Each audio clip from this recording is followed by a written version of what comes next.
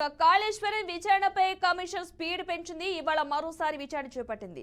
కేఈపీసీఎల్ accounts అధికారులు హాజరయ్యారు. Corporation chief accounts officer Venkata Apparao, irrigation department chief account officer Padmavathi, director of works account chief Phanibhushan ను commission chief Chandraghosh ప్రశ్నించారు.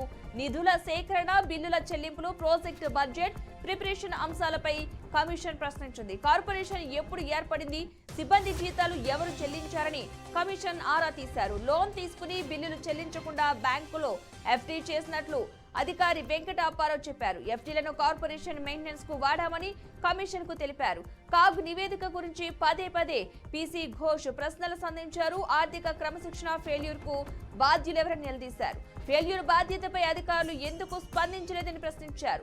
చాలా ప్రశ్నలకు అధికారి పద్మావతి సమాధానమైతే దాటవేశారు. తన పరిధి కాదు, తాను చెప్పలేనని పద్మావతి మౌనం వహించారు. పెద్ద మొత్తంలో లోన్లు తీసుకోవడానికి ఉన్న ఆస్తులేంటని పీసీ ఘోష్ అడిగారు.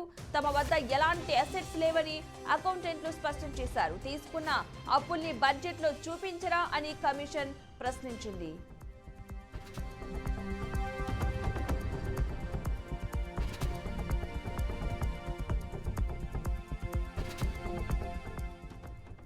ఇక ఇవాళ మరోసారి విచారణ చేపట్టింది కమిషన్. ఇక అకౌంట్స్ అధికారులకు హాజరయ్యారు. కేఐపీసీఎల్ అకౌంట్స్ అయితే హాజరైనట్టుగా తెలుస్తోంది.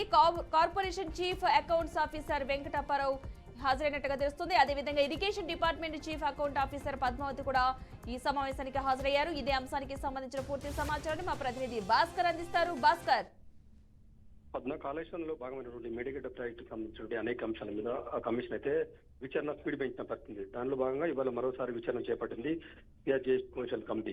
హాజరైన కేపీఐసీఎల్ అకౌంట్స్ అధికారులు, corporation chief accounts officer Venkata Apparao, irrigation department chief accounts officer Padmavathi, director of work accounts chief Phanibhushan ప్రశ్నించింది. ఈ అందరినీ కూడా అధికారులందరినీ ప్రశ్నించిన పరిస్థితి.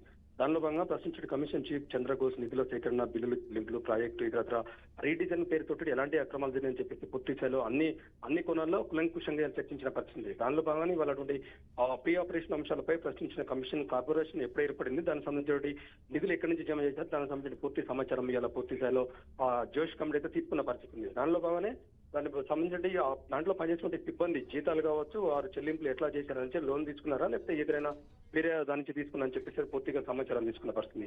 ఎఫ్డీ చేసినట్లు చెప్పిన వెంకటప్పారావు, ఎఫ్డీలను కార్పొరేషన్ మెయింటెనెన్స్ కు వాడామా అప్పారావు చెప్పడం జరిగింది. కాగ్ నివేదిక గురించి పదే పదే అడిగిన సియాజ్ ఘోష్ కమిటీ మాత్రం ఆర్థిక క్రమశిక్షణ ఫెయిల్యూర్ కు బాధ్యులు ఎవరని చెప్పేసి committee chairman Ciaz Ghosh serious కావడం జరిగింది. దాని నేపథ్యంలోనే చాలా ప్రశ్నలకు సమాధానం దాటవేసినటువంటి పద్మావతి కమిషన్ సంబంధించి నా పరిధి కాదు, నేను చెప్పలేనని చెప్పి పద్మావతి మౌనం వహించిన పరిస్థితి. దానిలో భాగంగా పెద్ద మొత్తంలో కాళేశ్వరంలో భాగమైనటువంటి మేడిగడ్డ కావచ్చు, అన్నారం కావచ్చు, సుందీలు కావచ్చు, పూర్తి స్థాయిలో అవినీతి క్రమాలు జరిగాయి. ఇక్కడ కూడా పారదర్శకంగా జరగలేదు. క్వాలిటీ మెయింటైన్ చేయగలిగితే లక్ష కోట్ల రూపాయలు దుర్వినియోగం జరిగింది. ప్రభుత్వానికి ఇలా తెలంగాణ ప్రజల సొమ్ము దుర్వినియోగం చేసిందని చెప్పేసి ఇప్పటికే సియాజ్ ఘోష్ కమిటీ నివేదిక చేర్చడం జరిగింది. దానిలో భాగంగానే పదే పదే ఇప్పుడు ఉన్నటువంటి ప్రభుత్వం అనేక సార్లు కమిటీని వేయడం జరిగింది. కమిటీలో భాగంగా విచారణ జరుగుతుంది.